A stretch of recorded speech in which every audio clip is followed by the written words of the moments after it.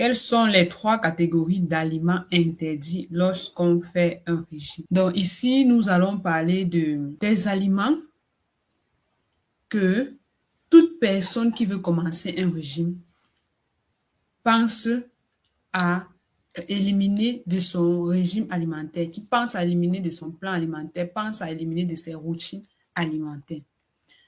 Généralement, quand surtout peut-être toi, tu as déjà fait ça. Quand tu te rends compte que tu as 2, 3, 4, 5 kilos à perdre, 20, 30, 50 kilos à perdre, tu prends des résolutions. Tu t'engages et tu décides. Tu décides, par exemple, que je commence lundi, je commence mardi. Mais qu'est-ce que tu commences à faire mardi? Qu'est-ce que tu décides que tu vas commencer à faire mardi? Tu décides d'éliminer certains repas, certains aliments de tes routines alimentaires. Et aujourd'hui, on va voir ça. Quels sont ces repas-là que tu décides d'éliminer? Et est-ce que c'est nécessaire? Est-ce que c'est nécessaire de réellement éliminer ces repas? Je suis coach Cyriane, JPAP, et je coach les femmes africaines à perdre du poids en mangeant des repas africains. J'accompagne les femmes africaines à perdre du poids en mangeant africain, mais surtout à devenir leur propre coach minceur, à apprendre à comprendre leur alimentation, leur corps, à maîtriser euh, comment est-ce que leur métabolisme fonctionne et comment est-ce qu'ils peuvent transformer les repas africains en alliés minceurs pour pouvoir atteindre définitivement leur objectif de perte de poids. J'ai envie de mettre la lumière sur ces trois catégories d'aliments que tu te dis que tu es interdit pour toi, tu te dis que tu ne peux pas les consommer, tu te dis que tu ne peux pas les intégrer dans ton régime. Et avec raison, nous allons le voir. Donc, les deux premières catégories, je préfère les mettre ensemble parce que le temps me tient à la gorge.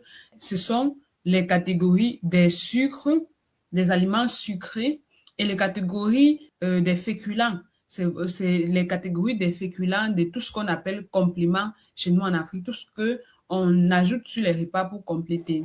Donc, qu'est-ce que j'entends, par exemple, comme les sucres? Lorsque tu veux perdre du poids, tu te dis, à partir de demain, à partir de lundi surtout, je vais arrêter tout ce qui est bonbons, tout ce qui est biscuits, tout ce qui est chocolat, tout ce qui est glace, tout ce qui est crème, tout ce qui est produits sucrés, jus industriels et tout, qui me plaît beaucoup et qui, selon moi, me donne le surpoids, me fait grossir rapidement. Donc, à partir de lundi, je vais arrêter tout cela.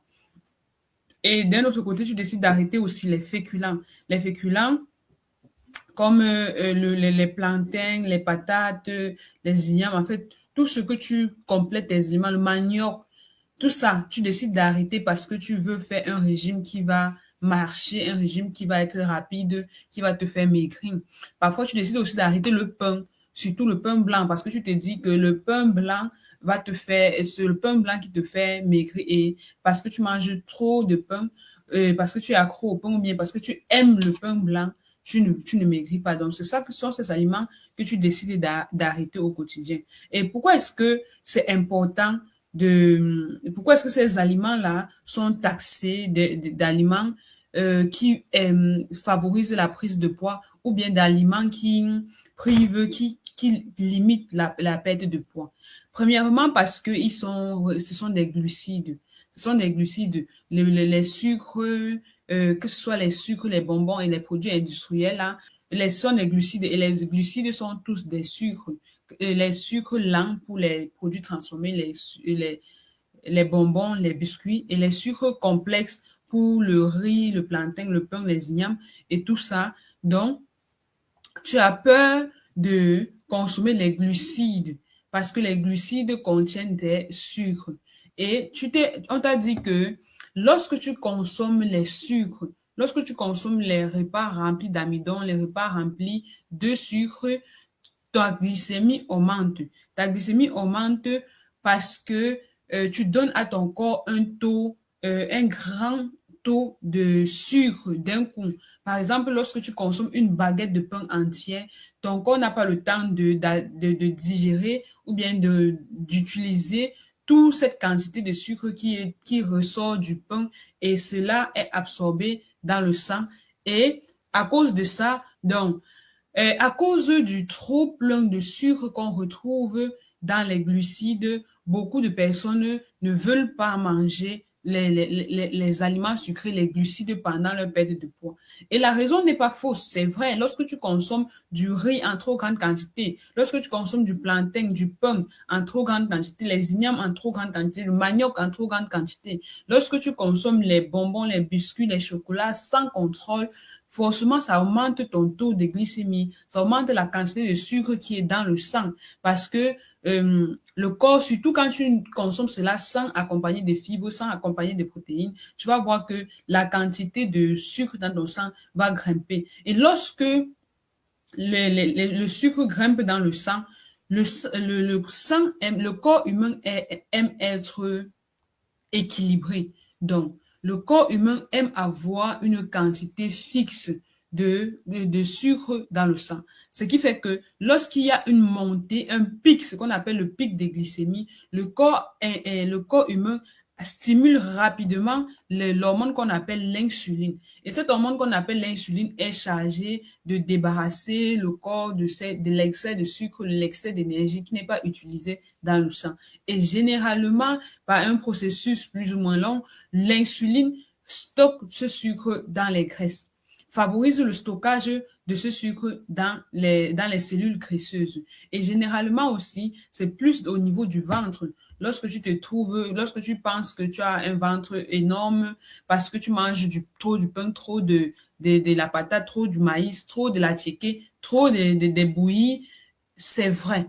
C'est vrai, c'est l'insuline qui a été stimulée à cause de l'excès de sucre dans ton sang. C'est pour cela que tu penses que tu dois éliminer le riz, éliminer le plantain, éliminer l'igname pour que ton ventre puisse dégonfler, puisque c'est ça qui a causé le gonflement de ton ventre, puisque c'est ça qui cause les graisses qui viennent se stocker dans les bourrelets, les graisses qui viennent se stocker un peu partout dans ton organisme. Ce n'est pas mauvais, en fait, de penser que les amidons, les féculents, les compléments, le pain sont des produits à éviter lorsqu'on veut perdre du poids. Parce que c'est prouvé vraiment que ça augmente la quantité de sucre dans le sang. Mais maintenant, est-ce que c'est réellement la solution? Est-ce que c'est réellement la solution de dire, OK, à partir de lundi, j'arrête de consommer les sucres, j'arrête de consommer les féculents, j'arrête de consommer le tapioca, j'arrête de consommer le manioc, j'arrête de consommer le chocolat. Est-ce que c'est réellement la solution? Est-ce que tu as des résultats? Si toi qui as déjà essayé de faire ça, dis-moi dans le chat, est-ce que tu as réussi à voir les résultats escomptés lorsque tu as supprimé le sucre, lorsque tu as supprimé le plantain, lorsque tu as supprimé le manioc? Si ça t'est déjà arrivé de faire cela, dis-moi dans le chat. Est-ce que il t'est arrivé de commencer un processus minceur et de te dire, oui, je vais supprimer tous ces aliments. Et quels sont les résultats réels que tu as obtenus? Qu'est-ce que tu as observé sur ton corps? Est-ce que tu as pu voir un changement réel? Est-ce que tu as pu voir ça sur ton corps? Dis-moi dans le chat. Dis-moi dans le chat. Et pour combien de temps est-ce que tu t'es privé de féculents? Combien de temps est-ce que tu réussis à te priver de féculents? Pourquoi est-ce que tu as arrêté de te priver des féculents? Pourquoi est-ce que tu as arrêté de te priver du sucre? Est-ce que c'est parce que tu n'avais pas de résultats? La deuxième catégorie de repas, d'aliments que tu as l'habitude de penser éliminer ou que tu souhaites toujours éliminer de ton repas ou que tu commences toujours à éliminer de tes régimes alimentaires quand tu veux perdre du poids, ce sont les graisses. C'est la catégorie des graisses, la catégorie des lipides. L'huile rouge, surtout l'huile rouge qui est beaucoup accusée, tu élimines l'huile d'arachide, tu élimines l'avocat, tu élimines tout ce qui est gras, tu élimines les noix, tout ce que tu penses que c'est gras, parfois les safous, et tu ne prends pas l'huile, tu commences à cuisiner sans huile, tous tes repas, tu commences à manger fade parce que tu te dis que en éliminant les graisses, ton, ton poids va baisser. Parce que tu vois que les graisses sont lourdes en calories. Et c'est vrai, ce n'est pas faux. Les graisses sont vraiment chargées en calories. Les graisses sont vraiment pèsent. Les graisses, parce que la graisse, c'est un lipide. Et en termes de poids calorique, 1 gramme de graisse a 9 kilocalories d'énergie. Alors que les protéines et les glucides, par exemple, 1 gramme ont juste 4 kilocalories d'énergie. Ça veut dire que tu peux avoir une cuillère à soupe comme ça d'huile et la simple cuillère à soupe d'huile est plus calorique qu'un bol de riz ou bien un bol ou bien un bol rempli de viande. Et c'est dans cette mesure, c'est dans cette optique que toi, je te dis, non, pour limiter la charge calorique, pour limiter le poids calorique de mes repas, je vais éliminer tout type d'huile ou bien tout repas qui contienne les graisses, les viandes grasses, les poissons gras, tout ça, je vais éliminer de mon repas pour pouvoir avoir la paix. Et c'est ce que tu fais au quotidien. Ce n'est pas mal pensé parce que tu es parti de cette logique.